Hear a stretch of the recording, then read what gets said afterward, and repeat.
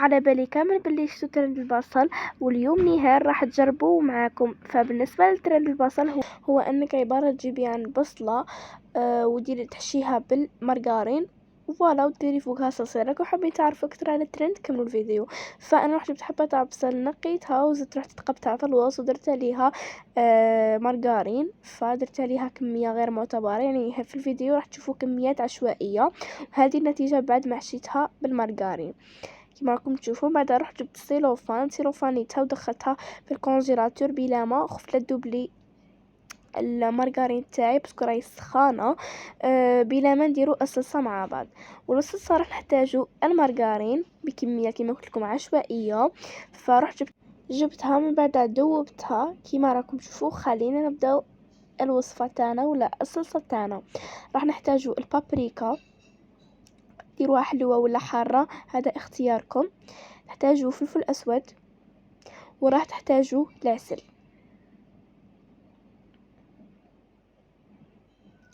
فوالا، بلا ما ننساو الملح واللي هو ايضا مكون اساسي في هذه الوصفه، ولا تجيكم البصله تاعكم مسوسه.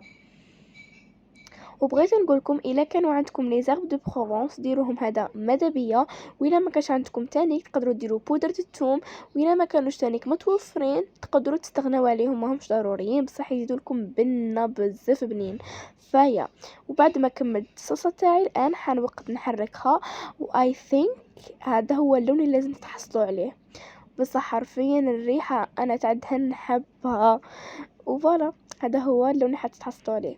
ودوكا رحت خرجت البصله تاعي كما كنتوا تشوفوا. وفوالا جبتها كمول صغير باش ندير فيها بصلتي بابي كويسون. حطيت البصله تاعي فوالا وحطيتها في المول كما راكم تشوفوا. وهنا حان باش نديرو لاصوص تاعنا كما راكم تشوفوا.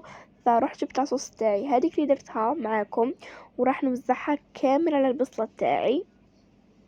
وإلا حبيتوا ديروا ترند نتمنى انكم تتبعوا خطوه خطوه باش نتحصلوا على نفس الوصفه وعلى نفس البنه. ودوكا راني قصت كامل هذيك لاصوص تاعي فوق الحبه تاع البصل، ودوكا غلفتها بالبابي كويسون. بغيت نقول لكم علاه درت البابي كويسون بالبابي الومنيوم، باسكو البابي الومنيوم ماشي مليح ديروه في الماكله، ماهوش صحي فهمتوني. على بيها درت بابي كويسون ابخي درت البابي الومنيوم. ومن بعد اخر خطوه كيما راكم تشوفوا درت البابي الومنيوم من فوقه وهكا ودخلتها للفرن.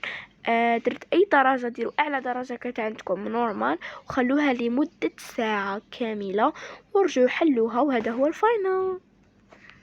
ونعطيها تقييم 4/10. انا كامل ما حبيتهاش بصح الناس اللي يحبوا البصل راح يحبوها. وباي.